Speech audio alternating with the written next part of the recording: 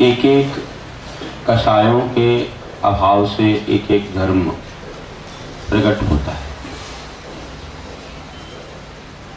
ये आत्मा के गुण हैं और ये कषायों के अभाव में प्रकट होते हैं। क्रोध कषाय के अभाव में उत्तम क्षमा धर्म, मान कषाय के अभाव में उत्तम मार्दव धर्म और माया कषाय के अभाव में उत्तम आर्जव धर्म। तो इसी तरह लोभ कषाय के अभाव में उत्तम शौच धर्म प्रकट होता है। इसलिए कहते हैं शुचिर भाव शौचम, शुचिता का भाव, पवित्रता का भाव शौच धर्म है। शुचिता आत्मा की निर्मलता पवित्रता का नाम है। आत्मा की निर्मलता पवित्रता कैसे होती है? तो ऐसे लोभ कषाय रूप मल को छोड़ने से, ये एक प्रकार का अपनी आत्मा में विकार है। इसे निकालने से आत्मा पवित्र होती है। बाहरी विकारों को भी निकालने से शुचिता आती है, उसको भी शौच कह देते हैं। लेकिन यहाँ शौच धर्म का अर्थ आत्मा से जुड़ता है, शरीर से नहीं। शरीर के मलादिक का त्याग करना ये बाहरी शुचिता है। यहाँ अंतरंग शुचिता की बात चल रही है कि आत्मा के विषय कषाय, राग द्वेष इत्यादि जो विकार हैं, उनको हम जितना छोड़ते चले जाएंगे उतनी शुचिता पवित्रता प्रकट होगी। तो इसलिए कहा है हमारे आगम में कि प्रकर्ष प्राप्त लोभा निर्वृत्ति शौचम। एक उत्कट लोभ जिसको बोलते हैं, बड़ा हुआ लोभ, उसको छोड़ना तो शौच। तो ऐसे आत्मा को निर्मल करने के उपाय जब हमें मिल जाते हैं, हम ऐसे वीतरागियों के चरणों में जाते हैं जिन्होंने इस संसार के विषय भोगों को छोड़ा है और कैसे अपनी आत्मा से नाता जोड़ करके वे आत्म विकास के लिए साधना करते हैं। तो अनायास अपने आप हमारे अंदर वह भावना प्रकट होने लग जाती है कि जिन्होंने सब कुछ छोड़ दिया, तो कम से कम हम अधिक लोभ का तो विसर्जन करें। जितने धन से परिग्रह से हमारा जीवन चल सकता है और धर्म भी उतना ही सीमित कर ले, इसके अलावा सब छोड़ दे। इससे आत्मा की पवित्रता बढ़ती है, हल्कापन होता है, भारीपन समाप्त हो जाता है। देखो, पतंग जितनी हल्की होती है ऊपर की ओर जाती है, थोड़ी से भी अगर एक तरफ भारी हो जाए तो गोता खाती है। इसलिए अब गोता खाते आए हैं 84 लाख योनियों में, चारों गतियों में। तो अब तो लोभ छोड़ना है, अब तो हल्का होना है। इसलिए लोभानाम प्रकार, उनका उपरम मतलब त्याग करना। तो लोभ प्रकाराणाम उपरमः शौचम, ऐसे भी परिभाषा अपनाते हैं। तो लोभ के जो प्रकार हैं, बहुत प्रकार का लोभ होता है, अनंतानुबंधी, ऐसे ही अप्रत्याख्यान, प्रत्याख्यान, संजलन। लेकिन ऐसे उस तरफ ही विराजमान कर लो वहां पर।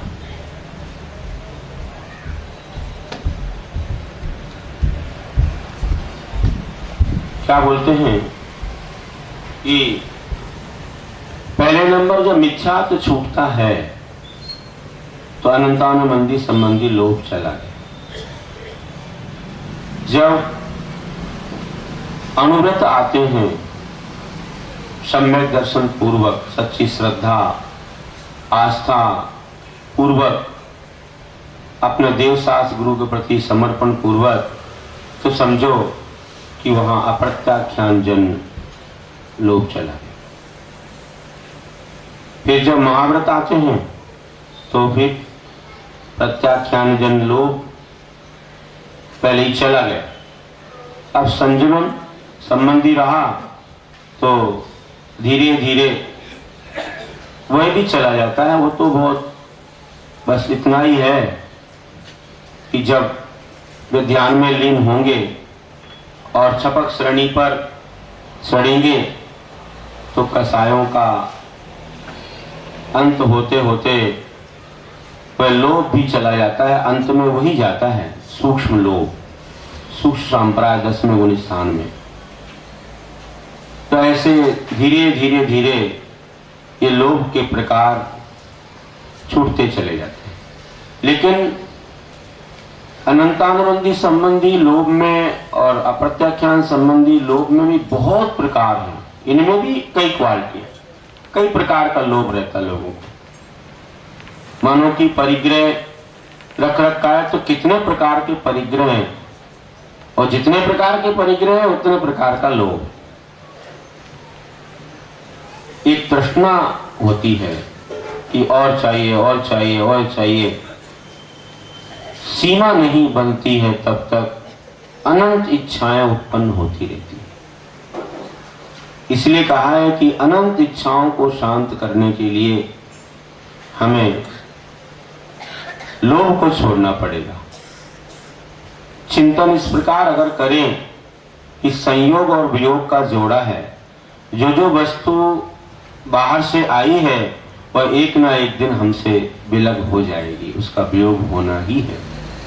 ये जोड़ी ही है, तुम नहीं छोड़ोगे तो छूटेगी, और स्वयं छोड़ दोगे तो तुमको आनंद होगा, सुख होगा, और वह छूटेगी तो दुख होगा। मानो कि तुमने 1-2 घंटे तक भोजन बनाया, बहुत अच्छे ढंग से खाया आधा 1 घंटे तक, और आराम से फिर खा करके जो ही उठ गए और त्यों ही वह बाहर आ गए। कुछ गड़बड़ी हो गई, बाहर आ गया। अब क्या गड़बड़ी हो गई तुम जानो, बहुत प्रकार की गड़बड़ियां हो सकती है। कोई विपरीत वस्तु पहुंच गई हो, या तो मात्रा से अधिक हो गया हो, इत्यादि रूप से गड़बड़ी हो गई, बाहर आ गया, और आने के बाद तुमको कैसा लगता है? पेट खाली हो गया, कैसा लगता है? और एक व्यक्ति ने सब कुछ मिलने के बाद भी नियम ले रखा है कि मेरा आज उपवास है, चारों तरह के आहार का त्याग है, चतुर आहार विसर्जन मेरा उपवास है। उपवास है, उसका मुख देखो कितना प्रसन्न लग रहा है, जैसे आज उपवास हो ही ना, लेकिन प्रसन्नता है, आनंद है। और एक ने इतना बनाया, खाया, बाहर निकल गया, उसका मुख देखो कैसा लग रहा है, 2-4 उपवासों के समान लगे, क्योंकि उसकी इच्छा नहीं थी उसको छोड़ने की, लेकिन छूट गया, छूट गया उसका, तो उसे आनंद नहीं है, उसे दुख है। और जो स्वयं छोड़ रहा है उसको सुख। तुम्हारे मतलब ऐसा ही है ना कि मानो जीवन में त्याग की भावना आती है तो व्यक्ति को उत्साह होता है, आनंद होता है, और कोई छुड़ा ले या चोरी चला जाए तो दुख होता है। तुम्हारे जेब में पैसा है, तुमने कहीं दान दे दिया तो आनंद है, और जेब कट गया तो आनंद नहीं। तो संयोग और वियोग का जोड़ा ही है, वो तो एक दिन जाएगा ही। ना तुम दान दोगे ना चोरी जाएगा, तो भी एक दिन तुम ही चले जाओगे, वो यही पड़ा रह जाएगा। तो जाना ही है, छूटना ही है। ऐसी वस्तु से नाता जोड़ो जो कभी तुमसे छूटे नहीं और ना छूटी है आज तक। वह क्या है? वे तो अपने गुण धर्म हैं, अपनी आत्मा के जो ज्ञान दर्शन चारित्र आदि जो गुण हैं, वे ना तो आज तक छूटे और ना छूटेंगे। फिर किसका दान देते हो? ये तो पर है, हमने अपना समझ रखा है कि मैं दे रहा हूं, पर से अपना नाता जोड़ा, बोलते हैं कि मैंने दान दिया। पर कोई दिया, अपने गुणधर्म किसी को दे सकते हो? नहीं दे सकते। फिर भी लोगों का लोभ नहीं छूटता है। कितना लोभ है, इतना रख रखा है, मालूम ही नहीं कितना है कई लोगों के पास। सब कुछ होते हुए भी, सब कुछ अपने पास है, पूरी व्यवस्था है जीवन भर की कई जन्मों तक की, लेकिन फिर भी लोगों को चिंता सताती रहती है और बहुत जोड़ते जोड़ते जोड़ते क्या करेंगे इतना जोड़ करके। कहते हैं कि कोई पुत्र हमारा बेटा होगा, वह अच्छे से खूब भोग भोगेगा, उसके लिए कमा रहा हूं, और मानो वैसे नहीं निकला तो सब गमा देगा, और मानो अच्छा पुत्र हुआ तो खूब कमा लेगा। तो पुत्र कपूत हो तो का धन संचय, और पुत्र सुपूत हो तो का धन संचय वाली बात है। अच्छा पुत्र होगा तो क्यों धन संचय करना है, और बुरा होगा तो भी धन संचय करके भी कोई मतलब नहीं निकलेगा। इसलिए ध्यान रखना कि लोभ अपने जीवन में कितना खतरनाक है, और हमारे साथ ही उस लोभ से, लोभ की भावना से हुए अर्जित कर्म हमारे साथ चले जाते हैं। इसलिए कहा है, अपन पढ़ते हैं ना कि बहु आरंभ परिकृतम नारकस्यास, बहुत आरंभ बहुत परिग्रह नरक आयु के आश्रव का कारण है।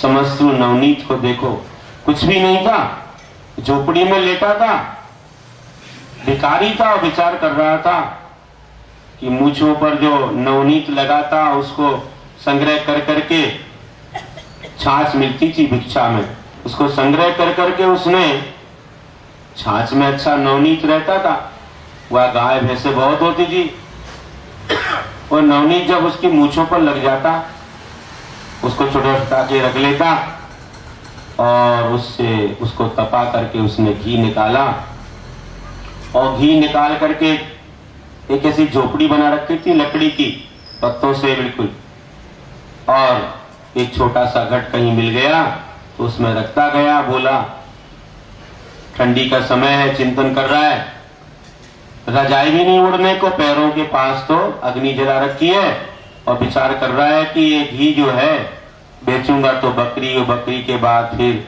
गाय भैंस, और इसके बाद डेयरी फार्म, उसके बाद बहुत बड़ी दुकान, और इसके बाद फिर नगर का प्रमुख, और फिर देश का प्रमुख, और फिर राजा, और फिर 32 खंड का महल, और 32वीं मंजिल पर लेटा रहूंगा, और फिर पटरानी बहुत ही सुंदर पर सेवा करेगी, और सेवा करते नहीं आएगा तो क्या करूंगा, एक पैर से उसे ताड़त करूंगा, और ताड़त जो करूंगा, अब क्या नींद लग गई, नींद लग गई, और स्वप्न में ही ताड़त किया उसने, और हुआ ये कि उसी समय ही उसका वह पैर उस घट में लगा, और नीचे थी आग, सो वह झोपड़ी चिता बन गई, बस चला गया। कहां गया? भिखारी था, ज्यादा परिग्रह नहीं था। अगर ऐसा मन में कोई आशा ना करता तो दुर्गति में न जाता, लेकिन आशाएं कितनी बड़ी थी उसके पास। राजा के समान वैभव की आशा थी, और इस आशा से ही बहुत आराम बहुत परिग्रह के भाव से सप्तम पृथ्वी में चला गया, सबसे नीचे नरक में चला गया। भावों से भी इतना बड़ा पाप होता है, इसलिए अपने भावों को संभालना चाहिए। कई लोग कुछ नहीं करते, लेकिन अपने भावों में ऐसे बुरे बुरे चिंतन करते रहते हैं, चाहे हिंसा का हो, चाहे झूठ का, चोरी का, कुशील का, परिग्रह का, बिना मतलब के बैठे रहते हैं, या टीवी देखते रहते, उसमें कितने सारे दृश्य आते हैं, उनमें से कल्पना करते रहते हैं अपने जीवन के बारे में और अपना जीवन धोखे में डाल देते हैं। और उस समय आयु कर्म का बंद हो जाए तो क्या होगा? और आयु कर्म का बंद कोई निश्चित समय पर, तो मैं नहीं मालूम कि इस समय होगा। बताया था एक दिन त्रिभाग में, मानो किसी की 60 वर्ष की आयु तो 40 वर्ष बीत जाने पर जो 20 वर्ष बच गए उसके पहले समय में आयु बंद का पहला अवसर मिलता है। अगर उसमें नहीं हुआ तो 20 के फिर 3 भाग करो, 2 भाग बीत जाने पर तीसरे में दूसरा अवसर है। उसमें भी नहीं हुआ तो करते चले जाओ ऐसे 3-3 भाग, और तीसरे भाग में समझो 8 चांस मिलते हैं, 8 में से एक ना एक किसी चांस में उसे बंद हो ही जाएगा नियम से। अगले भाव की आयु बंध जाएगी और जैसे परिणाम होंगे उस समय वैसी आयु बन जाएगी कि सामने कोई फोटोग्राफर खड़ा हो और बिल्कुल स्विच के ऊपर उसका हाथ उंगली है और वो कह रहा है रेडी रेडी रेडी कह रहा है और तुम रेडी हो, बढ़िया टिपटाप हो गए हो, सामने देख रहे हो, और जिस समय स्विच दबाया और उसी समय तुमने अपना क्या किया, अपना सिर नीचे दबाया नवाया, क्या किया मालूम है। और जब फोटो आया तो बोला ऐसा क्यों? बोला मैं तो कह रहा था रेडी रेडी, तो रेडी तो था, एक बार में 2 बार में और तीसरी बार में गड़बड़ हो गया। तो ऐसे जीवन भर तो धर्म करते हैं और जब आयु कर्म के बंध का समय आता है तब तीव्र कसाय करते रहते हैं। कहीं कोई बड़े से बड़े पाप कर रहे हैं, कोई धर्म की निंदा कर रहा है, कोई देवसास गुरु की निंदा कर रहा है, तीव्र पाप कर्म का उदय आ गया, उसी समय ऐसा बंद हुआ कि बस हो गया। अधिक परिग्रह की भावना कर रहा है या हिंसा झूठ चोरी कुशील में मन लगा हुआ है, उसी समय बंद पड़ गया और फिर उसका फल उसे सागरों पर्यंत भोगना पड़ता है। कई बार मिथ्यात के साथ 70 कोड़ा कोड़ी सागरोपम तक का मोहिनी कर्म का बंद हो सकता है। देखिए 33 सागरोपम आयु कर्म का बंद हो सकता है। देखो तो कैसे कैसे कर्म है, इतने सागरों पर्यंत भोगना पड़ेगा। इसलिए हमें अपने भावों को संभालना चाहिए। कब क्या हो जाए नहीं मालूम, ये फोटो कब खिंच जाए नहीं मालूम। सामने कैमरामैन खड़ा हुआ है, अपने आप को संभालो संभालो संभालो, सावधान रहो हर पल। इन्हीं के दिन में ही होता है कि मंदिर में ही होता है आयु कर्म का बंद। 24 आवर्स कहीं भी किसी भी जगह, चाहे रात हो चाहे दिन, चाहे खाना चाहे पीना चाहे पूजा या कोई भी चीज कहीं पर भी हो सकता है। इसलिए सावधान रहना है। हमारी परीक्षा हर क्षण हर पल है। देख लो परीक्षा के क्षण, कोई बोलते हैं कि वर्ष में एक बार परीक्षा आती है बच्चों की, लेकिन तुम्हारे जीवन की परीक्षा तो हर समय है। क्योंकि आयु कितनी क्या मालूम, तुम सोचोगे 40 वर्ष के बाद होगा। महाराज जी ने कहा था 40, मैंने तो उसकी अपेक्षा कहा जिसकी 60 वर्ष की है। तुम्हारी 80 की हो कि 90 की हो कि 100 की, मुझे क्या मालूम। 120 वर्ष तक की आयु मिल सकती है, लेकिन आज कहाँ है। आज तो 70-80 तक पहुंच जाए बहुत हो गया, 90 वाले तो गिनती के होंगे। कहाँ मिलती है बताओ। और कम भी मिल सकती है, एक अंतर्मुहूर्त की आयु भी मिल सकती है, माँ के पेट में ही मरण हो सकता है। अथवा 2-5 वर्ष में की जवानी आते ही कुछ भरोसा नहीं है। आज देखो कई प्रकार के मरण हो जाते हैं, हार्ट अटैक हो गया, कहीं कोई बीमारी आ गई, बहुत सारे ऐसे अवसर। और आजकल एक्सीडेंट कितने हो रहे हैं, क्योंकि ये बहुत रफ्तार से चलने वाली गाड़ियां आ चुकी हैं, फॉरेन की इंपोर्ट कार वगैरह, बहुत खतरनाक जमाना है। वो सब कंप्यूटर से चलने वाली है, कंप्यूटर खराब हो गया तो गए काम से, बहुत ही दिक्कत वाला काम है। इसलिए ध्यान रखो, बहुत ही अपन को सावधान रहना, हर जगह सावधान रहना है। वहां पर भी सावधान तो रहते हैं, ब्रेक पर बिल्कुल क्या रखते हैं, पैर रखते हैं कि हाथ में रखते हैं।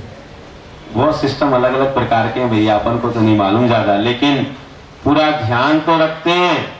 फिर भी ये ध्यान कभी किस समय बट जाए। तुम देखते हो नहीं, कभी लिखते समय कुछ का कुछ बन जाता है, अक्षर बनता कि नहीं बनता, फिर उसको काटते हो।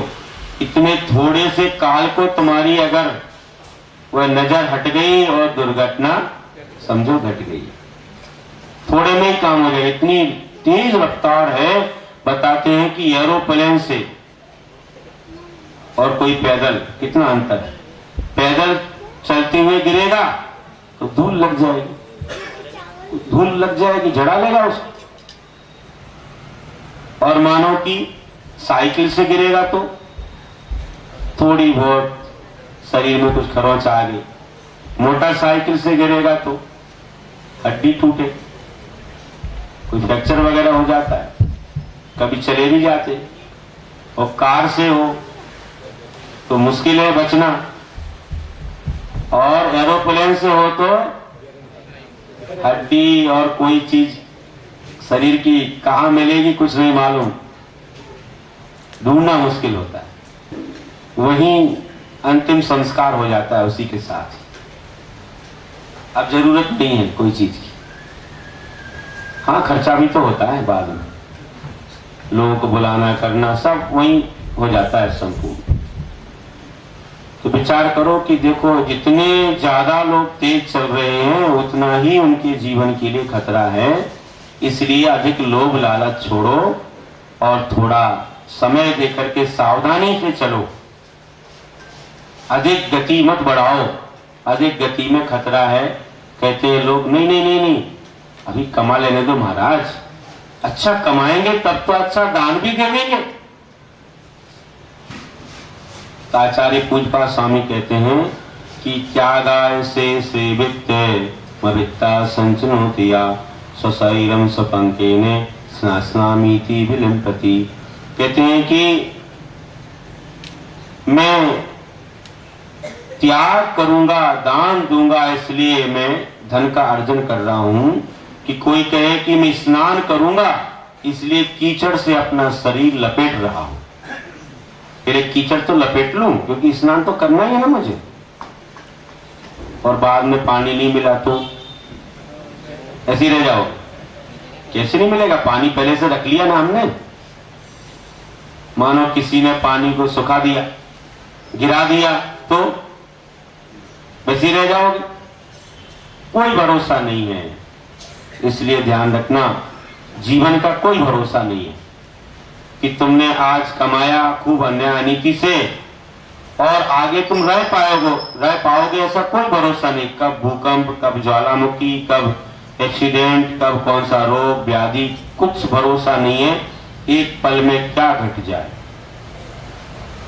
जीवन है पानी की बूंद, कब मिट जाए, होनी अनहोनी देखो कब घट जाए। बोलते हैं लोग, कई बार पढ़ते हैं भजन वगैरह, तो कब मिट जाए, कब क्या घट जाए किसी को मालूम नहीं। इसलिए अपन को हमेशा सावधान रहना है। उतना ही कुछ करो जितना तुम्हारे जीवन के लिए अति आवश्यक है, अधिक लोभ में मत पड़ो।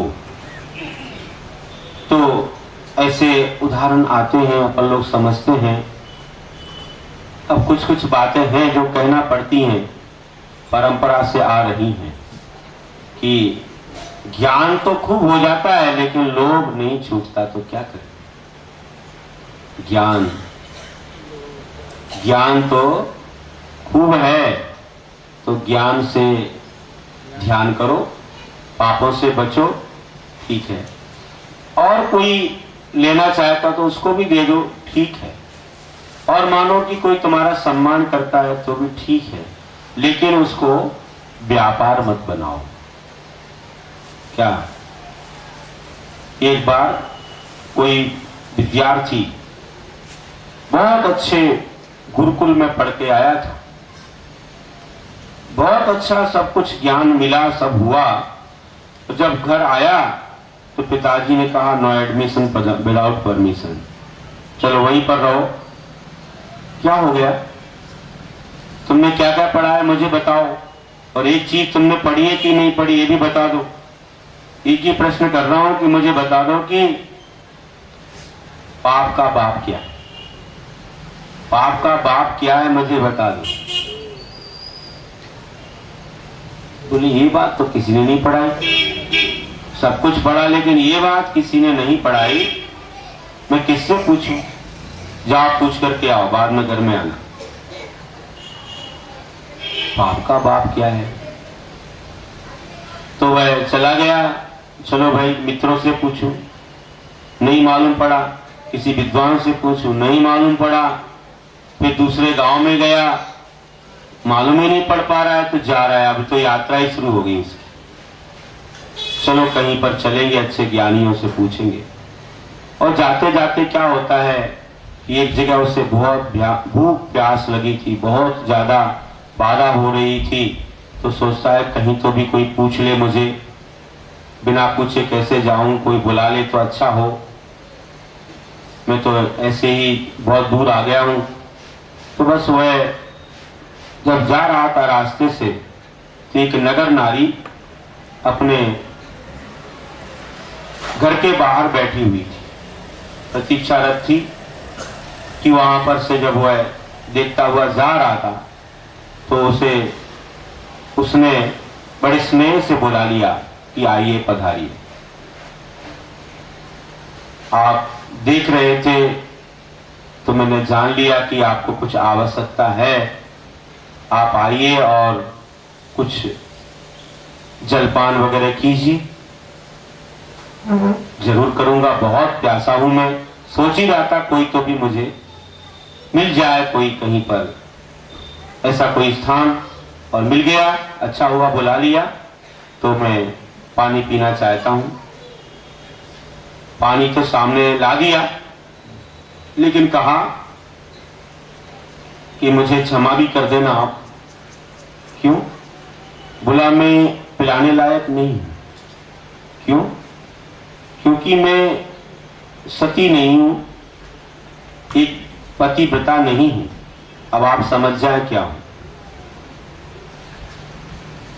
तो नगर नारी थी, सब जानते हैं नगर नारी किसको बोलते हैं। तो वह वेश्या बोलती है कि मैंने इसे छू लिया है पानी को, अगर मैं आप जैसे ज्ञानी को इसे दूं तो कितना पाप लगेगा, लेकिन आप प्यासे हैं, मैं क्या करूं? बोले तो फिर कैसे पानी पीऊं? पी लीजिए, कुछ दक्षिणा भी हम दे देंगे, उससे मेरा पाप निकल जाए। ठीक है बोला। तो थोड़ा पैसे का लोभ दे करके दक्षिणा सामने रख करके पानी दे दिया, और उसने दक्षिणा लेकर के पानी पी लिया। बोला आप थोड़ा विश्राम तो कीजिए आप। ठीक, विश्राम करता हूं, यहीं पर करता हूं, बाहर ही। ठीक है, वहीं पर एक था स्थान, थोड़ा ऊंचा सा स्थान, विश्राम करने लगे। तो बोला देखो आप इतने दूर से आए हैं, प्यासे हैं, भूखे भी तो होंगे, क्या आप भोजन नहीं करेंगे? मेरे घर पर कोई आया हो और मैं उसको ऐसे भेजूं तो मुझे अच्छा नहीं लगता है, तो आप भोजन कीजिए, भोजन का समय हो रहा है, फिर बाद में हम कर लेंगे। बोला भोजन तो कर सकते हैं, लेकिन मन नहीं कर रहा है, कैसे भोजन करूं? यहाँ पर तुमने बता ही दिया है कि मेरा ये जीवन पवित्र नहीं है। तो क्या हुआ, अगर आप थोड़ा सा कुछ हम दक्षिणा दे रहे हैं, उसको लेकर के आप कर लेंगे तो मेरा तो पाप थोड़ा निकल जाएगा, इसलिए आप जरूर भोजन करें। तो थोड़ी देर विचार करते करते करते, पहले तो एक मन तो करता है, कहता है कि नहीं, एक मन कहता है कि पैसा मिल रहा है, बस ऐसा करते करते स्वीकार कर लिया कि भोजन करता हूं, लेकिन मैं दूर बैठ के करूंगा। हाँ, दूर बैठ के करना, आप तो बिल्कुल, हम नहीं, ज्यादा कुछ नहीं करेंगे, आप तो सामने रख देंगे, आप अपने हाथ से ले लेना। ठीक है, अच्छी सी गुरु दक्षिणा दे दी तो मन। हाँ, मेडिकल की दुकान है ना, इसके माध्यम से हम सबका अच्छा करते हैं ना। अच्छा क्या करते हो? तुम व्यापार कर रहे हो, इनडायरेक्टली मांस और रक्त का ही व्यापार हो रहा है। ऐसा व्यापार अहिंसा प्रेमियों को नहीं करना चाहिए, इससे बिल्कुल दूर रहना। ऐसा आया हुआ धन तुम्हारे जीवन के लिए वह कोई भी पुण्यानुबंधी पुण्य अर्जन करने में कारण नहीं बनेगा, वो यूं ही पापों में चला जाएगा, और समझो कि अगले जीवन में हमें ये जिंदर मिलने वाला नहीं है। अगर कोई चमड़े का व्यापार करे, अस्त्र शस्त्रों का व्यापार करे, कीटनाशक दवाइयों का व्यापार करे, या और भी कोई हिंसक जाल आदि इनका व्यापार करे, तो यह उस अहिंसा के पुजारी के जीवन के लिए हितकर नहीं होगा, बल्कि महा अहितकर है और दुर्गति का कारण है। इसलिए इससे दूर रहो। ये लोभ हमें छोड़ना है। पैसों के लोभ में क्या नहीं कर रहे। आज तो मांस भी एक्सपोर्ट हो रहा है, मांस का व्यापार हो रहा है। जो चीज कभी छुई नहीं जाती थी, कोई प्राणी मर गया उसको यूं ही दूर छोड़ देते थे या तो उसका संस्कार करते थे, और आज तो उसका भी व्यापार होने लग गया। और आज जान करके मारे जा रहे हैं कितने हजारों हजारों प्राणी। ऐसे बड़े बड़े बूचड़ खाने खुल रहे हैं, तो ऐसा लगता है एकदम रोम रोम खड़े हो जाएं, और ऐसा लगता है कि कुछ वर्षों में क्या होने वाला है हमारे भारत का। हमको घर से या मंदिर से निकलना, किसी गली से, किसी रास्ते से गुजरना कितना कठिन होगा। कहा है कि अगर किसी साधु को मांस दिख जाए, मरा हुआ प्राणी दिख जाए, तो उनका अंतराय हो जाता है। उपवास सीधा, अंतराय मतलब उपवास।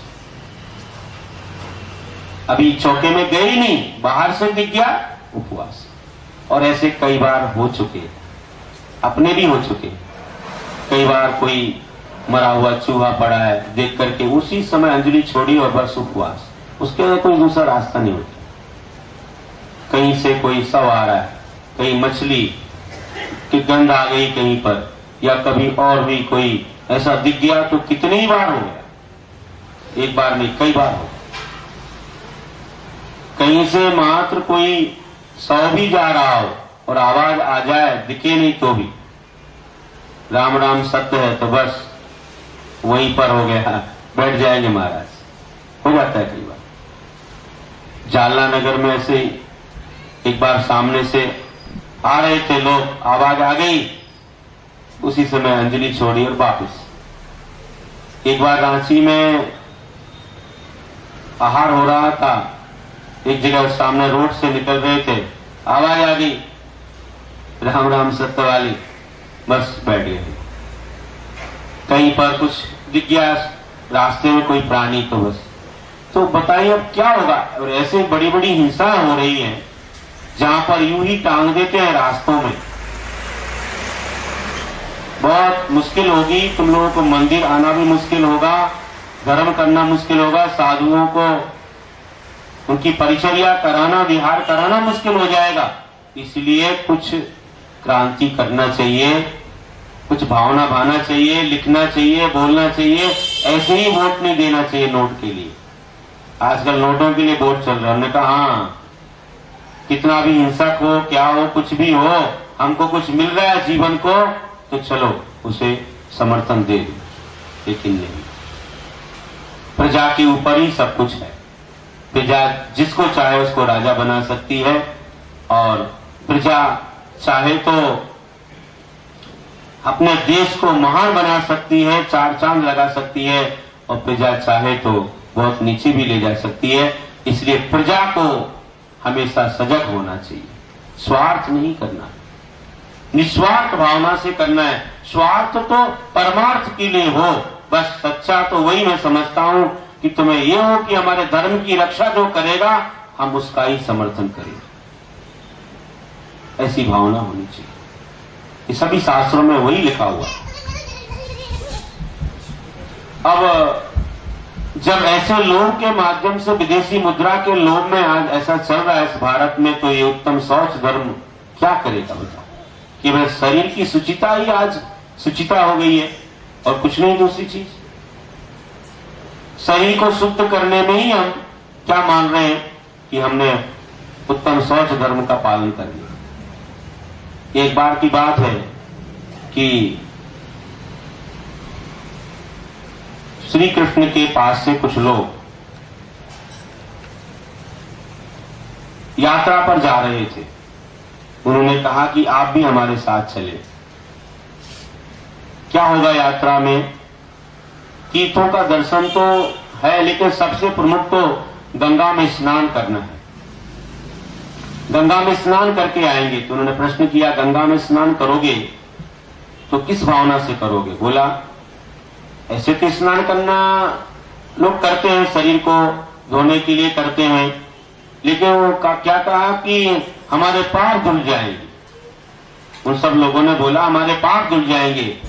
तो उनको थोड़ी सी हंसी आई। बोला, तुम लोग गंगा में स्नान करने मात्र से पाप धुलना मानते हो, तो चलो अब एक प्रैक्टिकल तुम्हें बताएं। एक तुम्हारे लिए कुछ ऐसी चीज बताते हैं जो तुम्हें करना है। एक उदाहरण है, एक तुम्हारे जीवन के लिए घटना है। देखो क्या घटता है। तुम जा ही रहे हो ना, एक हमारी एक तुमड़ी है ना, एक तुमड़ी लेके जाओ। कुमड़ा जानते हो क्या बोलते हैं गुजराती में? हाँ, सफेद जैसा रहता है। और वह दिया था, कड़वी तुमड़ी थी। उसे दिया, बोला तुम लोग स्नान करोगे ना, इस तुमड़ी को भी तुम स्नान करा लाना। बोला बहुत अच्छा हो गया, चलो आप नहीं जा रहे थे तो कम से कम ये दी है तो हम इसको स्नान करा देंगे। सब लोगों ने सोचा भैया श्री कृष्ण की तुमड़ी है, हम भी इसको लेकर के नदी में स्नान करेंगे। कोई बोला हम भी करेंगे। तो लोगों ने तो एक एक बार किया, लेकिन उस तुमड़ी ने तो कितने बार किया? जितने लोग थे उतने बार किया। अब जब वापस आए लेकर के, तो वापस आने के बाद श्री कृष्ण को सौंप दी। सब हालचाल कहा, यात्रा हुई, सब हुई। इतने बार हम लोगों ने सब तीर्थों को देखा, सब किया, और नदी में स्नान भी हम लोगों ने किया। तो मेरी तुमड़ी का क्या हुआ? अरे हम लोगों ने तो एक एक बार किया, लेकिन उस तुमड़ी ने तो सारे लोगों के साथ में किया, बहुत पवित्र हो गई है। चलो अच्छा, तो आज सबका निमंत्रण है हमारे यहाँ, सब लोग भोजन के समय आ जाना। ठीक है बोले, अच्छी खीर मिलेगी, सब मिलेगा, ठीक है, राजभवन है, क्या कमी रहती यहाँ। सब प्रकार के पकवान बनाए और एक खीर भी बनाई एक प्रकार की।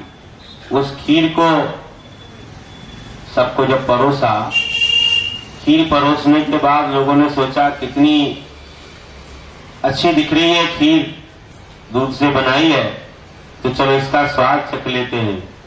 और जब एक ही गिलास मुंह में दिया, सब लोग थू थू करने लगे और भागे वहां से, उल्टियां होने लगी। क्या हुआ? क्या हुआ? ये गिलास भी अंदर नहीं ले पाए, मुख में गया और ये सब हो गया, उल्टियां हुई, इतनी कड़वी, इतनी कड़वी। बोले वही तुमड़ी तो है जिसको तुम लोगों ने लेकर के गंगा में स्नान कराया था, इतनी कड़वी है। तो सोच लो विचारो कि ऊपर से इतना स्नान करवाया, फिर भी अंदर की कड़वाहट नहीं गई। ऐसे ही तुम लोगों ने इतना स्नान किया है तो क्या अंदर के सब पाप धुल गए होंगे? अगर स्नान करने से ही पाप धुल जाएंगे तो फिर कोई भी व्यक्ति धर्म नहीं करेगा, कुछ भी न्याय नीति नहीं करेगा, खूब अन्याय करेगा, खूब पाप करेगा, हिंसा करेगा, और जाके एक बार नदी में स्नान कर लेगा, बोलेगा पाप धुल गया। किसी परमात्मा के पास जाने की आवश्यकता नहीं है। तो ऐसे पाप नहीं धुलते हैं। अपने जीवन को सदाचारमय बनाना, न्याय नीतिमय बनाना, तभी अपने पाप कटेंगे। पश्चाताप करना है, पापों का विसर्जन भी करना है, व्यसनों को छोड़ना है, उसके बिना नहीं होगा कुछ भी। अगर ऐसे ही पाप धुल जाते होते तो कौन दीक्षा लेता और कौन तप करता? कोई ना करता है। मंदिर क्यों बनाते? नदी के यहाँ पास में ही इतना बड़ा मंदिर क्यों बना रहे हो? बोलियां क्यों बोल रही है? क्या करोगे इतने पैसे का? नदी तो बाजू में है ना।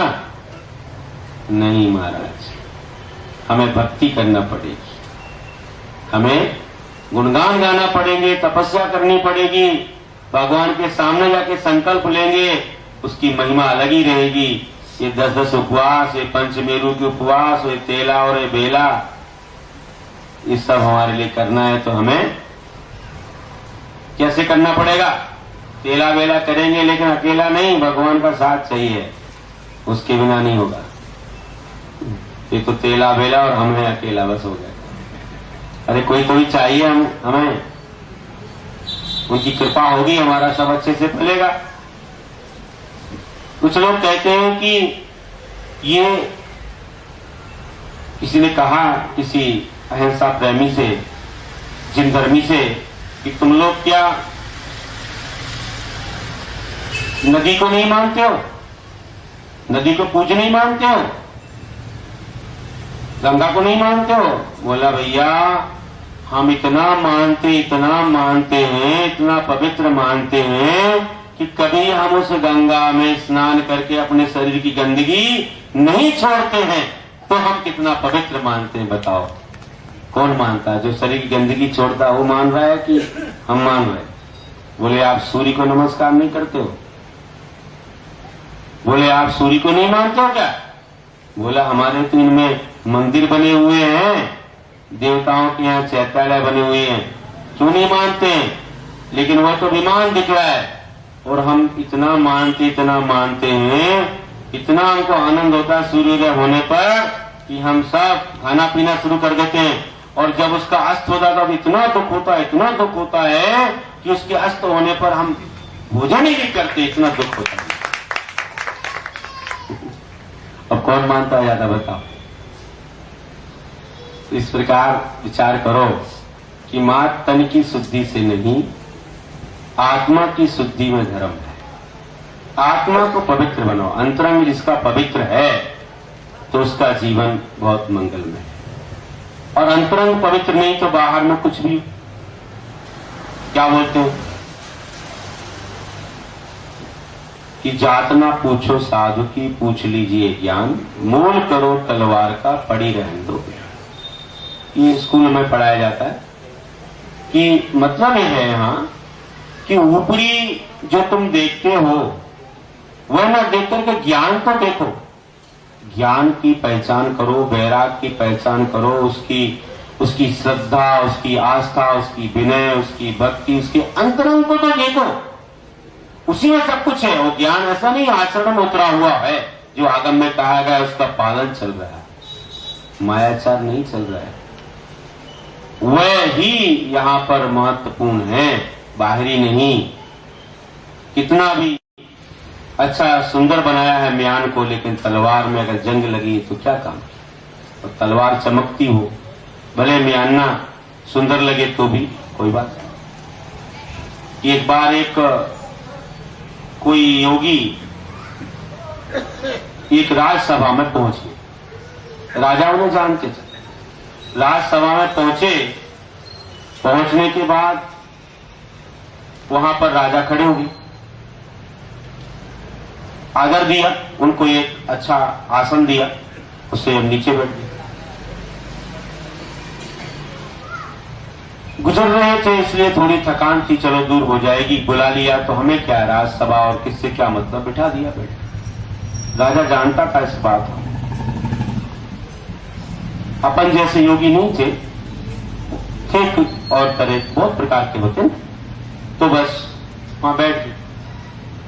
अपन लोग कैसे राजसभा में से जाते नहीं, और वहां बैठे देखा तो वहां जितने मंत्री लोग थे वे सब के सब हंसने लगे, और कुछ उनके मन में विकार आया उनको देख करके। क्योंकि क्या था, उनका शरीर जो था ना, उनके 8 अंग विकृत थे, टेढ़े मेढ़े थे। उनका नाम ही अष्टवक्र ऋषि था। देख करके सब हंसने लगे। हुआ ये कि जब बहुत देर तक हंसते हंसते जब हंसना बंद हुआ, राजा भी सोचता है कि ये लोग क्या कर रहे हैं, देखो क्या सोचते होंगे ये योगी। चलो फिर इसके बाद बोला कि आप कुछ हमको ज्ञान की बातें कही, कुछ उपदेश दीजिए। तो हुआ है कि उन्होंने प्रथम एक ही शब्द कहा कि यहाँ जितने ये बैठे हैं सामने, राजा के अलावा और जो कोई जो हंस रहे थे, उनने कहा ये सब चमार है, ये सब चर्मकार है, सब बोल करके रुक गए। एकदम सब आप बबूले हो, एकदम खड़े हो गए कि ये क्या बोल रहे हैं, हमको चमार बोलते हैं। राजा बोले सब बैठ जाओ, इन्होंने जो बोला वो ज्ञान की बात है, इसमें कुछ भी दुख करने की बात नहीं। उनकी अपनी अपेक्षा है, कहने का एक तरीका है, इसमें कोई रहस्य छुपा हुआ है। बोले क्या रहस्य छुपा हुआ है? बताएंगे, योगी जी स्वयं बताएंगे। बोला बताइए कि आपने चमार बोला, सबको क्यों बोला है, सब जानना चाहते हैं। उन्होंने कहा जो चमड़े की पहचान करता है वो चमार है, ये अच्छा है कि बुरा है, वो चमार हो गया। मुझे देख करके हंसने लगे, मेरे शरीर के अंगोपांग ठीक नहीं है, हंसने लगे, ये सब चमार है। तब उनका सिर नीचे हो गया कि वास्तव में मैंने ये क्या किया। तो कहने का अर्थ ये कि ज्ञान और दर्शन चारित्र कितना मूल्य रखता है, इसकी पहचान हर व्यक्ति नहीं जानता। उनके पास जो था नहीं था वो अलग बात थी, लेकिन उनके पास कुछ ज्ञान था। अब जो भी था ठीक, लेकिन मैं ये उदाहरण है, मैं अपन ऐसी जगह लगा सकते हूं कि मानो कि मोक्ष मार्ग के क्षेत्र में जिसके जीवन में रत्नत्रय है और उसके माध्यम से जो अपने जीवन को धर्ममय बनाता है, भले ऊपरी आकर्षण नहीं लेकिन वह प्रशंसनीय माना जाता है। हमारे यहां बताया है दैनिक मिथ्या को छोड़ो, लेकिन 5 प्रकार की विनय करो। उनमें हम लोग जब जानते हैं, विनय के क्षेत्र में पढ़ते हैं, तो हमें ज्ञान होता है कि कैसे विनय की जाती है। तो हम लोग जब तक ये विनय नहीं करेंगे तब तक कि हमारे जीवन में वह धर्म नहीं आएगा, क्योंकि हमारे यहाँ श्रद्धा विनय से ही सम्यक दर्शन की शुरुआत होती है, अन्यथा नहीं होती है। तो विचार करो कि हमको कैसे अपनी आत्मा को पवित्र बनाना है। जब तक ये धर्म हमारी आत्मा में नहीं आएगा, श्रद्धा सही प्रकट नहीं होगा, तब तक कितना भी तुम शरीर को सजाओ, नहाओ, धुलाओ, ऊपरी कुछ भी करो, ये उत्तम शौच धर्म नहीं आने वाला है। आत्मा की पवित्रता धर्म से आएगी। कहते हैं कि सुचिर भूमि गतम तोयम, सुचिर नारी पवित्रता, सुचिर नारी पतिपिता, और सुचिर धर्म परो राजा ब्रह्मचारी सदा सुचिर। बोलते हैं कि सुचिर भूमि गतम तोयम, पानी जो भूमि में गया तो बहुत अच्छा छन जाता है, वो पानी बहुत दूर जाकर के, आज का विज्ञान भी मानता है कि 50-60 फीट दूर चला गया पानी जमीन में बिल्कुल, तो मिट्टी से छन जाता है, निर्मल हो जाता है। और ऐसे ही जो पतिव्रता नारी है, सती है, वह भी पवित्र होती है, एक पतिव्रत धारण करने वाली सीता के समान। और इसी तरह से धर्मनिष्ठ राजा जो अपने बच्चे को भी क्षमा नहीं करता, जैसे राजा शरण्यक और भी कई राजा हुए, उन्होंने जब जाना कि मेरे पुत्र ने गलती कर दी है और ये कानून का उल्लंघन है, तो कहा कि बस उसे समाप्त कर दो, ये नहीं कि मेरा बेटा उसे क्षमा कर दो। आजकल तो बड़े बड़े अपराध दबा दिए जाते हैं, लेकिन सच्चे जो होते थे धर्मनिष्ठ राजा, वो कभी किसी को क्षमा नहीं करते थे। अपराध किया है तो उसका दंड तुम्हें भोगना ही पड़ेगा। इस प्रकार से धर्मनिष्ठ राजा भी पवित्र होता है, और जो ब्रह्मचारी होता है वो भी पवित्र होता है, क्योंकि उसकी भावनाएं बहुत निर्मल पवित्र होती हैं। उसके अंदर ऐसी पवित्र भावनाएं जो आती हैं, वह ऐसे महाशील के धारक, ऐसे 18,000 शील के धारक, ऐसे प्रभु या निर्गंथों की भक्ति से, उनके प्रति श्रद्धा से ही आती है। और जिसकी श्रद्धा समाप्त हो गई वह कुछ भी नहीं है। जिसने अपने स्पर्शन रसना इंद्री पर विजय प्राप्त नहीं की, वह शुचि कैसे हो सकता है, उसकी भावना में शुचिता कैसे आ सकती है। जिसने अपने मुख से अपने पूज्य पुरुषों की निंदा या उनकी अभिनय नहीं छोड़ी करना, जो करता है ऐसी अभिनय, तो वो कभी शुचि नहीं कहला सकता, उसका हृदय पवित्र ही नहीं। इसलिए अपने मुख से हमेशा स्तुति करो, गुणगान गाओ, भक्ति करो, इसमें हमारा जीवन महान होगा। और उत्तम शौच धर्म के बारे में कहते हुए, आज के इस परिवेश में हम लोगों को थोड़ी थोड़ी पवित्रता लाना है। जैसे जैसे बढ़ती जाए आगे, वैसे ये धर्म तुम्हारे अंदर प्रकट होगा। आज भी लोग इतने षोडश कारण 10 लक्षण में इतने अपने भोग छोड़ करके और परिग्रह छोड़ करके विषय वासनाओं को क्या सब कुछ भूल करके आहार पानी और यहाँ बैठे रहते हैं 2-2, 5-5 घंटे तक। तो ये भी एक पवित्रता का ये रूप है। मात्र ऊपर में केसरिया नहीं है, अंदर में भी त्याग नियम संयम लिया हुआ है। संयम के साथ व्रत पाल रहे हैं, तो ये भी उत्तम सोच धर्म पालन करने का एक तरीका है, एक साधना है। एक दिन तो ये अंतरंग से इतने निर्मल हो जाएंगे, साधना करते करते आत्मा की वे शक्तियां जो अनंत शक्तियां हैं धीरे धीरे प्रकट होंगी। इसलिए अपनी साधना को बढ़ाना चाहिए। आज की गई 1 महीने की 32 दिन की साधना उनके जीवन पर 4 चांद लगाएगी। अगले वर्ष पुनः भावना आएगी और बीच बीच में भी अब लगेगा कि हमको अब एक आसन कठिन नहीं है, हमको उपवास कठिन नहीं है, एक आहार एक उपवास हमने कर लिए, तो अब क्या अष्टमी चतुर्दशी तो क्या बात, ये भी कर लेंगे। धीरे धीरे भावना बढ़ती है, अपनी आत्मा की शक्ति बढ़ती है और ऐसी मानसिकता बनती है जिससे अपने अंदर पवित्रता आती है, निर्मलता आती है। ये तो सोच धर्म की साधना है।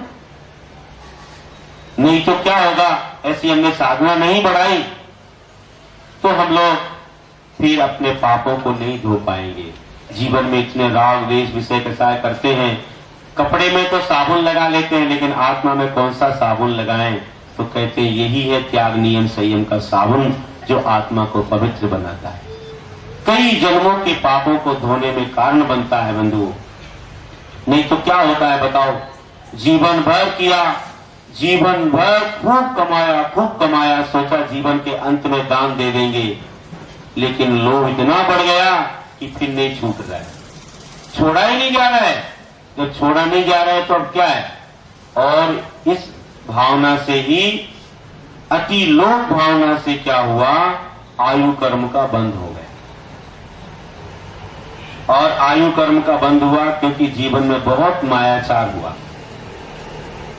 सामने कुछ पीछे कुछ, क्रिया कुछ, बहुत मायाचार किया था। कभी देख लो कैसे मायाचार होते हैं, बहुत प्रकार के मायाचार हैं।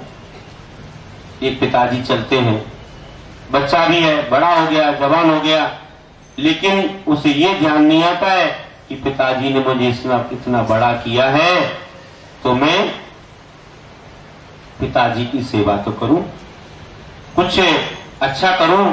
तो वो हमेशा क्या सोचता है, अरे पिताजी के साथ चलूंगा तो मुझे उनका कोई कुछ करना पड़ेगा, कुछ उठाना रखना पड़ेगा, इसलिए साथ ना चलो, पीछे रह जाऊं जिससे कुछ करना ही ना पड़े। अब कोई बोलता है, अरे देख कितना भोला वाला अकेला अकेला चल रहा है, कितना अच्छा लग रहा है, क्या मानो कि तो अकेला पड़ गया। अकेला नहीं पड़ गया, वो तो जान करके अकेला हो रहा है, क्योंकि अगर कुछ साथ चलूंगा तो कुछ उठाना पड़ेगा, उनकी कोई वस्तु मुझे उठा के लेके चलना पड़ेगी, इसलिए पीछे हो जाओ। और सोचता है कि मानो, और मानो कि कोई और सोचता है तरह तरह से कि अगर मानो हम कुछ करेंगे, कुछ लेंगे हाथ में, कुछ करेंगे तो फिर हमें दूसरे का भी करना पड़ेगा, इसलिए फ्री हैंड हो जाओ कि दूसरा ही मुझे दे दे, हम तो बिना इसके बैठ जाएं तो दूसरा ही मेरी सेवा करता रहे, ऐसा ना हो कि मुझे दूसरे की करना पड़े, इसलिए वो फ्री हैंड हो जाता है। ये भी एक प्रकार का मायाचार है, ये भी एक प्रकार का आंतरिक लोभ है कि हमें दूसरे का कुछ नहीं करना है, हमारे लिए सब कुछ होता है। तो ऐसा भाव रखना बिल्कुल गलत है।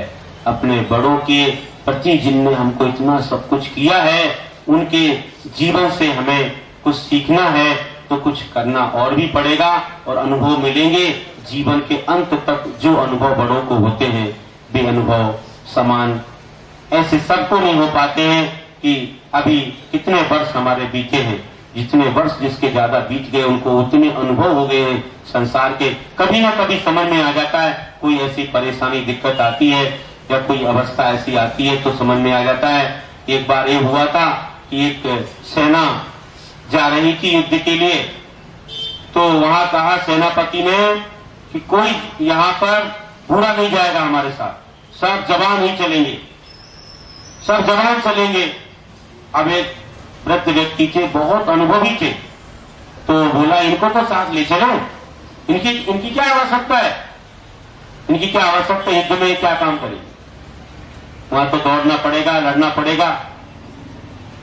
अरे मानो कि कभी कोई मार्गदर्शन चाहिए हो तो इनसे मिल जाएगा, नहीं कोई आवश्यकता नहीं। चलो कोई बात। फिर भी क्या हुआ, कोई व्यक्ति थे, इन्हें सोचा कि भाई चलो इनको लड़ाई में किसी चलने में नहीं लेना है, लेकिन एक गाड़ी में कहीं कोने में कहीं बैठने के आसन के नीचे इनको छुपा देते। एक बोरी में भर के, बोरी में उनको बंद करके और वहां छुपा दिया। अब छुपा दिया और क्या हुआ कि जब सेना जंगल में गई और वहां युद्ध होते होते लोगों को प्यास लगी और वहां पर कोई पानी नहीं, कुआं नहीं, कुछ नहीं दिख रहा, और प्यास इतनी सता रही, जो था वो पानी समाप्त हो गया। पानी कहां मिलेगा, कहां मिलेगा? क्या कहे, कहां पर खोजे, क्या करे? कोई बूढ़े वृद्ध आए होते तो उनसे पूछ लेते, बोले उनको तो लाए ही नहीं, मनाही कर दिया। लाते तो अच्छा रहता, भी उपाय बता देते। बुजुर्गों को थोड़ा अनुभव ज्यादा होता है। तो हुआ ये कि एक व्यक्ति ने कहा कि मैं एक बूढ़े को लाया हूं। कैसे लाए हो? देखो, और सीट के नीचे, आसन के नीचे बोरी को जब निकाला और उसमें से वृद्ध को निकाला, बोला देखो सब लोग प्यासे तड़प रहे हैं, आप बताओ कि क्या मार्ग है? उनने कहा बस इतना ही है, ज्यादा कुछ नहीं, घोड़ों को छोड़ो और जहां पर ये घोड़े जाकर के जमीन को सूंघेंगे ना, वहां खोदोगे तो पानी निकल आएगा। छोड़ दिया, और जहां जाते जाते घोड़े जहां भूमि को सूंघने लगे बहुत ज्यादा, वहां खोदा तो पानी आया और सबने खूब पानी पिया और सबको आनंद हो गया। तो कहने का अर्थ है कि कभी थोड़ा बड़ों का आदर समझना चाहिए, उनकी विनय करना चाहिए। ये नहीं कि हम सब कुछ जानते हैं, उनसे भी कुछ हमको अनुभव मिलता है और उसके माध्यम से अपने जीवन में हमारा रास्ता प्रशस्त हो जाता है, हमारा मार्ग भी सुगम हो जाता है। जो वे कर रहे हैं वैसा हम भी करें, ना कि हम बहुत ज्ञानी है, मुझे कोई आवश्यकता नहीं, तो फ्री हैंड हो गया हूं, मुझे कोई आवश्यकता नहीं कुछ चेंजिंग करने की, मैं सब कुछ जानता हूं। तो ऐसा नहीं है, कोई ना कोई क्रिया जो है उसमें तथ्य है, इसलिए मानना चाहिए। बड़ों की सीख जो मानेगा उसका जीवन बहुत अच्छा मंगलमय होगा। ये तो पूत के लक्षण पालने में दिखते हैं। पालना मतलब जब भूलता रहेगा तभी मालूम पड़ जाएगा क्या बनेगा। और गुरु महाराज कहते हैं कि पूत के लक्षण पालने में दिखते हैं, मतलब शिष्य के लक्षण आज्ञा पालने में दिखते हैं। आज्ञा पालेगा तो महान बनेगा और नहीं तो फिर रह जाएगा। इसलिए ध्यान रखना है कि हमको अपने मन को पवित्र बनाना है। तो मन को पवित्र बनाने के लिए ये सब उदाहरण दिए जा रहे हैं कि हम कैसे शुचि मार्ग पर जाएं। हुआ एक ही जीवन भर मायाचार किया और आयु कर्म का बंध हो गया। अब चिंता हो गई। एक बार कोई महातपस्वी योगी आ गए, नगर के बाजू में ठहर गए, प्रत्यक्ष ज्ञानी थे, अवधि ज्ञान था उन्हें। उनके पास जाकर के किसी ने कहा कि बहुत अच्छा उपदेश देते हैं, बहुत ज्ञान है, सब कुछ है। ठीक है। और सोचा कि चलो अपने परिवार में एक हैं, उन्हें हम प्रेरणा दें कि भी जाकर के इन योगी महाराज के पास कुछ पूछें, अपने जीवन के बारे में कुछ जाने। तो कहा, वे सेठ जी थे, उनको कहा कि आप जाइए महाराज जी से पूछिए कि महाराज जी हमारे जीवन में क्या घटने वाला है, उससे कुछ लाभ हो जाएगा। बोले क्या जाना महाराज के पास, क्या कहेंगे महाराज, महाराज जी कहने से क्या हो जाएगा, जो होना है सो होना है। फिर भी पूछ तो लीजिए, इससे किसी ना किसी को कुछ मिल जाए। शिक्षा, गुरु के पास ज्ञान होता है और उनकी एक बात भी सुनने को मिल गई तो अनुभव की बात रहेगी, वो बेकार तो नहीं होगी। गुरु के मुख से निकली जो बात है वो तो जीवन को कार्यकारी होगी। हम लोग तो सोचते थे गुरु महाराज जी बोलते ही रहे, हम सुनते ही रहे। उन्हें एक भी बात बोली हम नहीं सुन पाए तो पूछते थे कि महाराज जी ने क्या बोला है। उनकी सब बातें हमारे जीवन को कल्याणकारी है। गुरु के मुख से जो निकलता है वह कल्याण के लिए निकलता है। ये आस्था जिसको हो गई वो सुनना चाहता है और जो नहीं आस्था रखता है पीछे होकर के उनकी बातों का भी अनादर कर देता है अथवा अनसुनी कर लेता है। तो विचार करो कि बड़ों से कुछ पाना हो तो कहते हैं कि उससे चिपकते रहो। बोलते हैं एक पंडित आए, बोले हमारा एक विद्वान आते थे, जब प्रवचन करते तो हम उनके पास बिल्कुल पास में जाके चिपक जाते, मतलब बैठ जाते थे कि क्या कह रहे हैं देखें, इनसे जो मिल रहा है हमारी आत्मा के लिए बहुत महान चीज मिलेगी। ये आस्था से ही होता है, बिना आस्था के नहीं होता। और जिसको अपना जीवन सुधारना नहीं होता है कि मेरी इस लाइफ स्टाइल में कोई चेंजिंग नहीं होगी, मैं जो कर रहा हूं सब कुछ अच्छा कर रहा हूं, तो व्यक्ति सामने वाले की सुनना नहीं चाहता, अनसुना कर देता है। सभा में बैठ के भी वो जाप करने लग जाएगा, माला फेरेगा, बोलेगा मैं सुनना ही नहीं है। अगर मैं नहीं ऐसा करूं तो क्या सोचेगा कोई व्यक्ति कि तुमने सुना नहीं था क्या महाराज ने कहा था, तो कह देगा मैंने सुना ही नहीं, मैं तो कुछ और जप रहा था। उसको अनसुनी करना है इसलिए वह नाटक करता है, सुधार करना नहीं है तो उसको नाटक हो जाते हैं। ये भी एक असत्य ही है, ये सफेद झूठ है, एक प्रकार दिखावा कुछ। तो इससे अपनी आत्मा पवित्र नहीं बनने वाली है। पवित्र तभी बनेगी जो हम अपने जीवन में सोचे कि जो गलतियां होंगी हम छोड़ेंगे। ये गलतियों का तो भंडार है आत्मा, अनादिकाल के दोष इसमें पल रहे हैं, और गुरुओं की वाणी जो शास्त्र से आई हुई और मिल गई, तो हमारा अगर ये जीवन सुधर गया तो हमारा ही कल्याण होना है। बार बार कहा जाओ तो एक बार पूछ के तो आओ, चलो जाता हूं, चले गए और जाकर के गुरु से पूछा कि गुरु महाराज बताइए कि हमारे जीवन का क्या होने वाला है। उन्होंने तुरंत जाना प्रत्यक्ष ज्ञान से और बोला कि मैं अब कह नहीं सकता हूं जो होने वाला है। कहिए ना महाराज क्या बात है, कहूंगा तो तुमको दुख हो जाएगा। नहीं दुख कुछ नहीं होगा महाराज, आप तो कहिए। उन्होंने कहा कि देखो जीवन में ऐसा घटने वाला है कि तुम यहां से मरण करके जाओगे ना तो बहुत ही गंदी जगह पर पैदा हो जाओगे। गंदी जगह पर? ये भगवान गंदी जगह पर कहां जाएंगे? बोला कि तुमने जीवन में बहुत लोभ किया है, बहुत मायाचार से धन कमाया है, और अति लोभ से तुमको बंद हो गया है मायाचार से त्रियंश आयु का। त्रियंश बनूंगा मैं?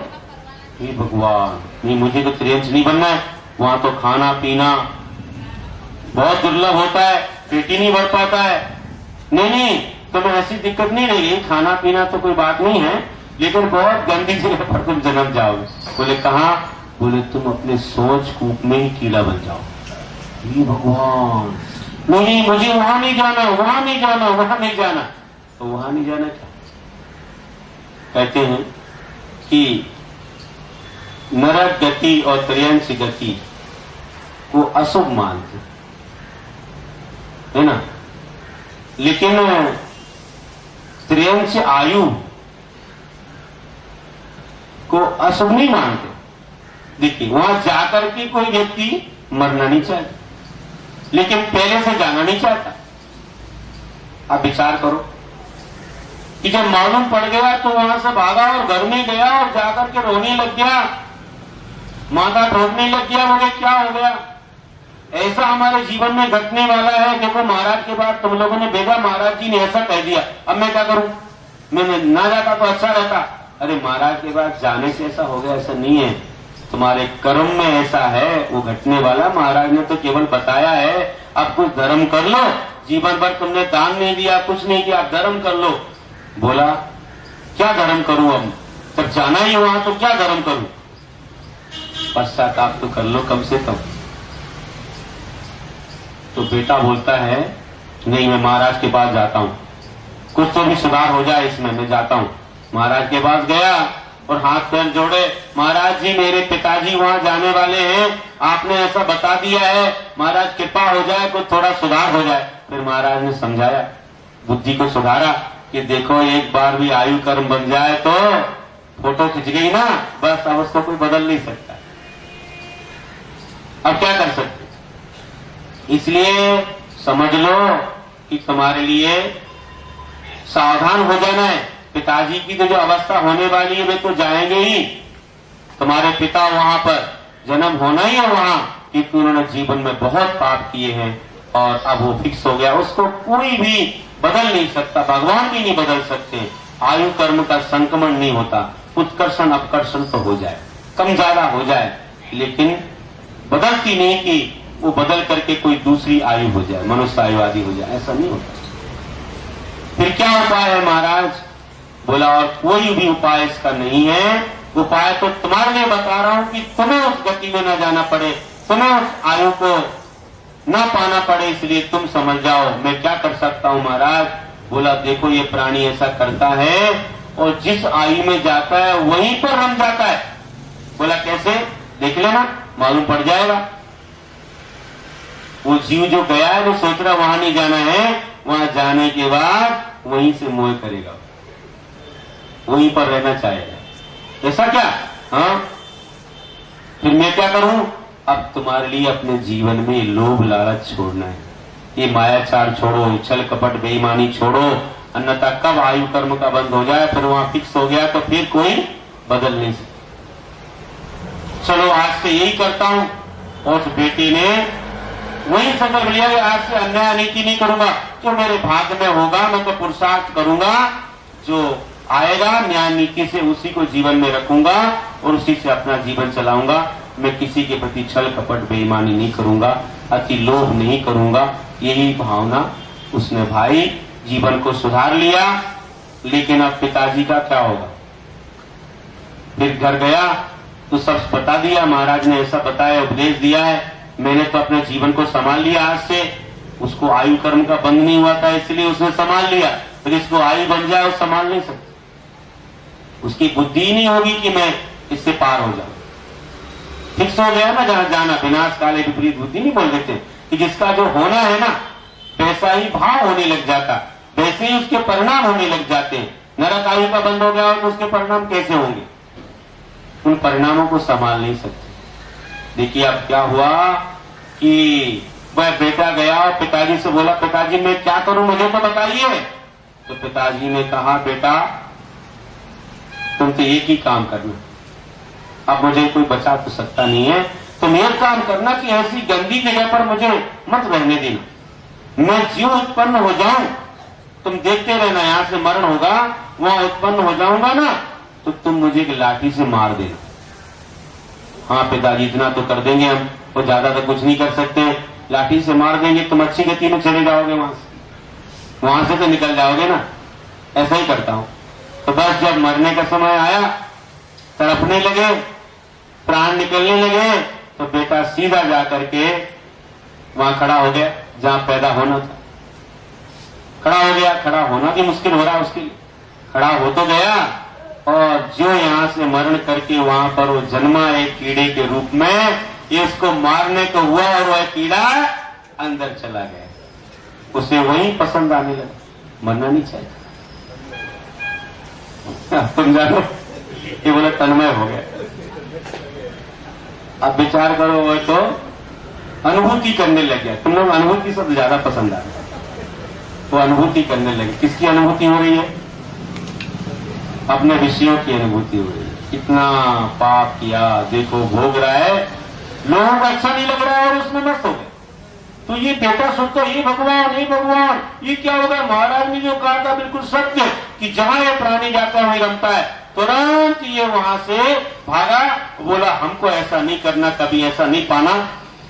महाराज के पास गया और चरणों में गिर गया, बोला महाराज ऐसी दुर्गति से हमें बचाइए, आपकी वाणी से मेरा कल्याण हो और मैं आज से सब छोड़ता हूं ये संसार, क्योंकि मुझे नहीं रमना, ऐसी ऐसी गतियां हो जाती है। मैं तो आपकी शरण में आ रहा हूं और मुझे वैराग हो गया है कि इन आत्माओं को पाप करने से ऐसी दुर्गति भटकना पड़ता है। और वह उनके चरणों में भी समर्पित हो गया और उसने सब कुछ छोड़ दिया, वैरागी बनकर के महाराज के चरणों में सेवा में लीन हो गया।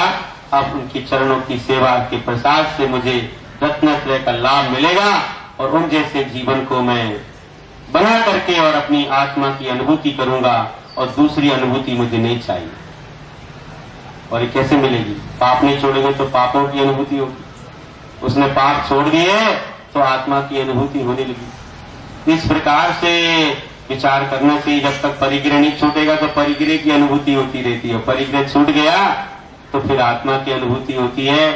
तो हम लोगों को विचार करना है कि देखो, मात्र मन में लाने से भी कितना पाप होता है जीवन में। इसलिए मन में भी मत लाओ, मन में भी ऐसे बुरे भाव नहीं लाना चाहिए। कब आयु कर्म का बंद हो जाए मालूम नहीं है। और कहूं बस अंतिम वही है कि मन से भी बहुत बड़े बड़े पाप हो जाए करते लोग। बोले तन से तो करता नहीं हूं ना, वचनों से नहीं करता हूं, मन से क्या करूं, होता रहता है। मैं कह रहा हूं भैया, मन से सबसे बड़े पाप होते हैं।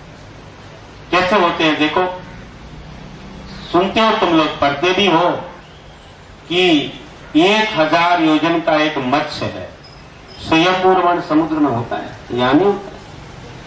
और उसके नाक और कान में कितने बड़े बड़े छेद होते हैं। कितनी बड़ी नाक कान होगी बताओ, अपने शरीर से अनुमान लगाओ। आचार्य सिंह हंसाते हैं, बोले इंडिया गेट जैसा कि कितने सारे वाहन आ रहे जा रहे हैं। फिर हम भी गए दिल्ली तो हमने देखा इंडिया गेट कहाँ है, देखे थे एक बार। इंडिया गेट से तो कोई निकल ही नहीं सकता है, वहां तो बीच में अग्नि की ज्वाला जलती रहती है। वो तो वहां शहीद हुए थे ना लोग। इंडिया गेट बीच में बना, सब नाम लिखे हुए पत्थरों पर, उसके चारों ओर रोड बना हुआ है, गार्डन टाइप में है। तो देखा तो वहां खड़े होकर के पास में गए थे, सब वहां मिट्टी वगैरह लगी रहती है, तो वहां पर देखा।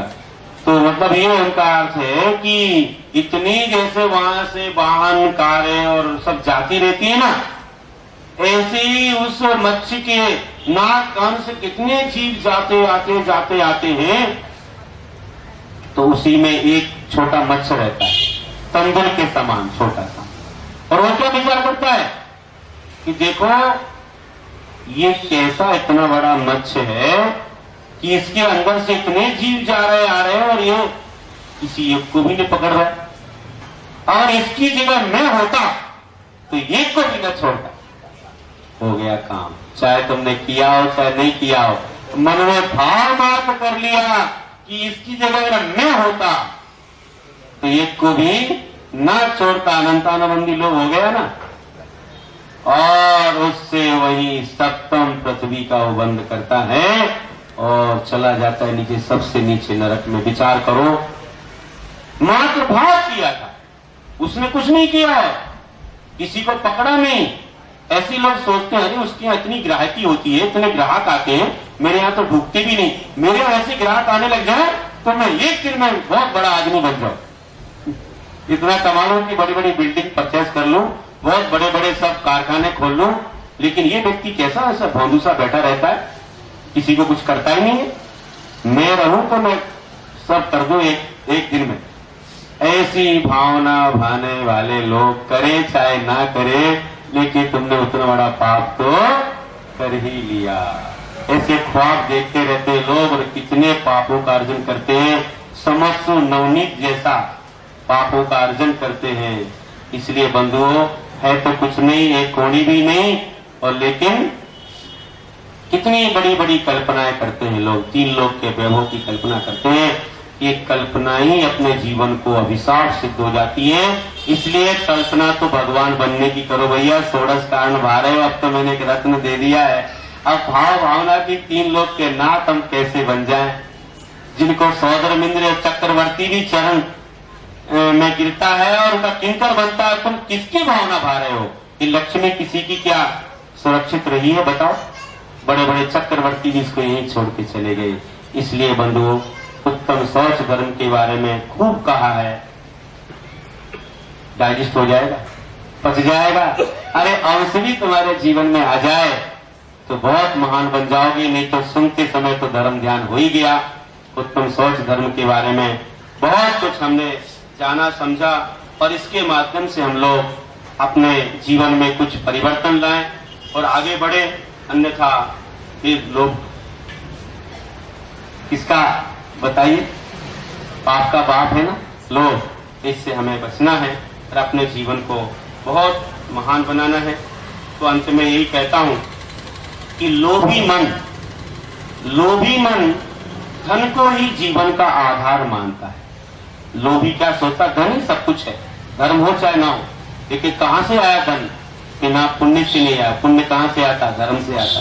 अगर तुम धर्म छोड़ दोगे तो हुआ बस गया, खाली हो जाओगे तो बस रोड साफ हो जाओगे, दर दर भटकोगे।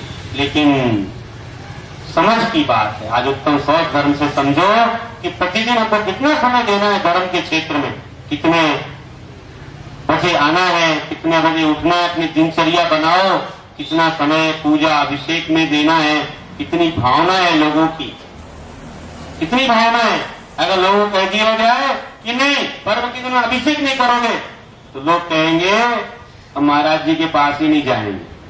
तो ऐसा कह नहीं सकते, कह भी नहीं सकते, हम तो कहते भी नहीं।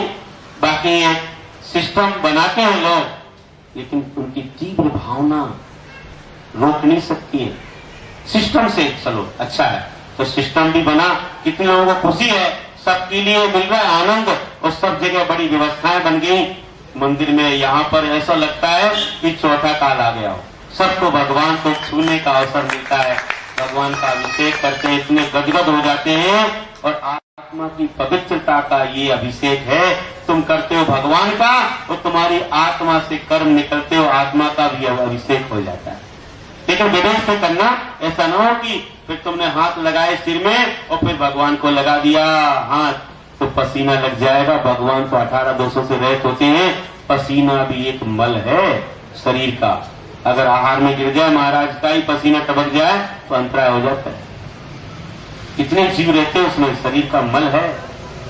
इसलिए ध्यान रखिए, कभी भी ऐसा नहीं करना गंदोदक एक जगह ले लिया तो फिर हाथ धोना, दोबारा कहीं लेना हो तो दोबारा उसमें हाथ मत डालना, समझो ना। और दोनों हाथ कलश में लगाना चाहिए, दोनों हाथ लगाना चाहिए, ना कि एक हाथ से यहाँ लगाया तो यहाँ का पसीना लग जाएगा। यहाँ तो धोते नहीं हो तुम, पसीना आता ही रहता है। हाथ धो करके दोनों हाथ से कलश लेकर के अभिषेक करना चाहिए।